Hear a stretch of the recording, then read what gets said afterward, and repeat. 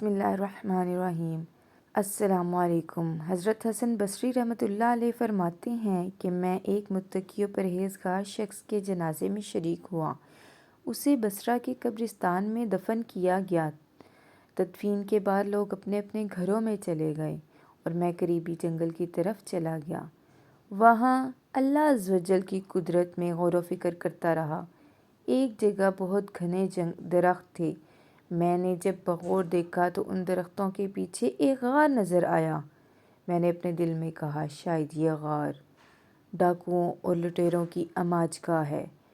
جب میں اس غار کے قریب گیا تو وہاں دیکھا کہ وہاں نورانی چہرے والا ایک حسین و جمیل نوجوان اون کا جبہ پہنے بڑے خشوع و خضوع سے نماز پڑھ رہا تھا۔ میں اس کے قریب جا کر بیٹھ گیا۔ اس نوجوان نے رکوع و سجود کے بعد سلام پھیرا اور میری جانب متوجہ ہوا۔ میں نے سلام کیا، اس نے جواب دیا۔ میں نے اس سے پوچھا، اے میرے بھائی، آپ کہاں کے رہنے والے ہیں؟ اس نے کہا، میں ملک شام کا رہائشی ہوں۔ میں نے پوچھا، آپ شام سے بصرہ کس مقصد کے لیے آئے ہیں؟ اس نے جواب دیا، میں نے سنا تھا کہ بصرہ اور اس کے قریبی علاقوں میں عابدین و زاہدین اور باعمل علماء کرام بہت زیادہ ہیں۔ چنانچہ میں شام سے بصرہ چلا آیا تاکہ ان اولیاء کرام سے اکتسابِ فیض کر سکوں اور ان سے علم و عمل سیکھ سکوں۔ میں نے اس سے پوچھا، تمہارے کھانے پینے کا انتظام کس طرح ہوتا ہے؟ یہاں جنگل میں تمہیں کھانا کیسے میسر آتا ہے؟ اس نے جواب دیا، جب مجھے بھوک لگتی ہے تو درختوں کے پتے ہی کھا لیتا ہوں، اور جب پیاس محسوس ہوتی ہے تو جنگل میں موجود تیلابوں سے پانی ہی پی لیتا ہوں۔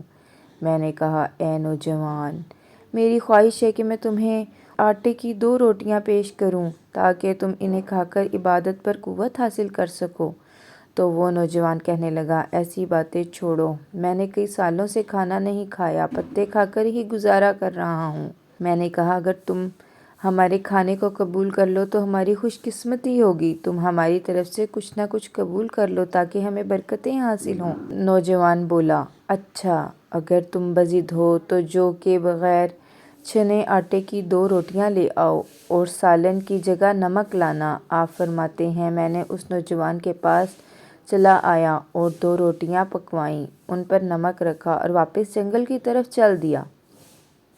جب میں غار کے قریب پہنچا تو وہاں کا منظر دیکھ کر میں بہت حیران ہوا۔ میں نے دیکھا کہ ایک خونخوار شیر غار کے دہانے پر بیٹھا ہوا ہے۔ میں نے دل میں کہا، ایسا نہ ہو کہ اس خونخوار درندے نے اس نوجوان کو مار ڈالا ہو۔ میں بہت پریشان ہو گیا۔ پھر میں ایک اونچی جگہ پر چڑھا جہاں سے غار کا اندرونی حصہ نظر آ رہا تھا۔ مجھے یہ دیکھ کر بڑی خوشی ہوئی کہ وہ نوجوان صحیح و سالم اپنے رب کی بارگاہ میں سرب و سجود ہے۔ میں نے بلند آواز سے اسے پکارا، اے میرے بھائی، تجھے کیا ہو گیا ہے؟ تو اپنے آس پاس کے حالات سے ہی بے خبر ہے۔ شاید عبادت الہی میں مشغولیت کی وجہ سے تجھے باہر کے حالات کی خبر نہیں۔ میری یہ آواز سن کر اس نوجوان نے نماز میں تخفیف کی اور سلام پھیرنے کے بعد کہنے لگا، اے اللہ کے بندے، تم نے ایسی کیا چیز دیکھ لی ہے جس کی وجہ سے تم اتنے پریشان ہو رہے ہو؟ تو میں نے کہا، وہ دیکھو، غار کے دہانے پر خونخوار شیر گھات لگائے بیٹھا ہے اور ایسا ہے کہ وہ ابھی حملہ کر دے گا۔ اس نے مجھے مخاطب کرتے ہوئے کہا، اے خدا کے بندے، اگر تو اس ذات سے ڈرتا ہے جس نے اس شیر کو پیدا کیا تو یہ تیرے لیے بہت بہتر تھا۔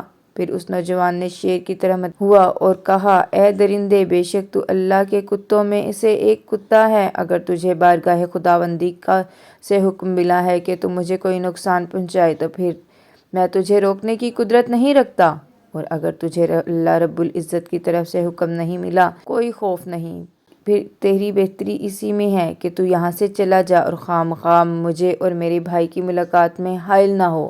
ابھی اس نیک خصلت نوجوان نے اپنی بات مکمل بھی نہ کی تھی کہ وہ شیر دھاڑنے لگا اور دم ہلاتا ہوا وہاں سے اس طرح بھاگا جیسے اسے اپنا کوئی شکار نظر آ گیا ہو۔ جب شیر چلا گیا تو میں اس نوجوان کے پاس آیا اور یہ کہتے ہوئے 2 روٹیاں اس کے سامنے رکھ دیں کہ اے میرے دوست، جو چیز تو نے طلب کی تھی وہ حاضر ہے۔ اس نے 2 روٹیاں لیں، انہوں نے حسرت بھری نگاہوں سے دیکھنے لگا، پھر رونے لگا۔ روتے روتے اس کی ہچکیاں بن گئیں۔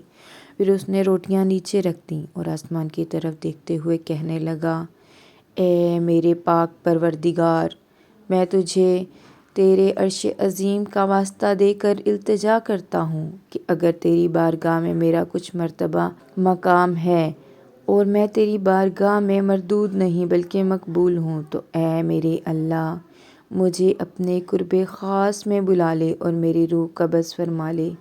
حضرت حسن بصری فرماتے ہیں، ابھی اس نوجوان نے یہ دعا مکمل کی ہی تھی کہ فوراً اس کی روح پرواز کر گئی۔ میں واپس اپنے علاقے میں آیا اور چند متقی پرہیزگار لوگوں کو جمع کیا تاکہ ہم اس نوجوان کی تدفین کر سکیں۔ میں اپنے ان ساتھیوں کو لے کر غار کی طرف چل دیا۔ جب ہم وہاں پہنچے تو غار میں کوئی بھی موجود نہیں تھا۔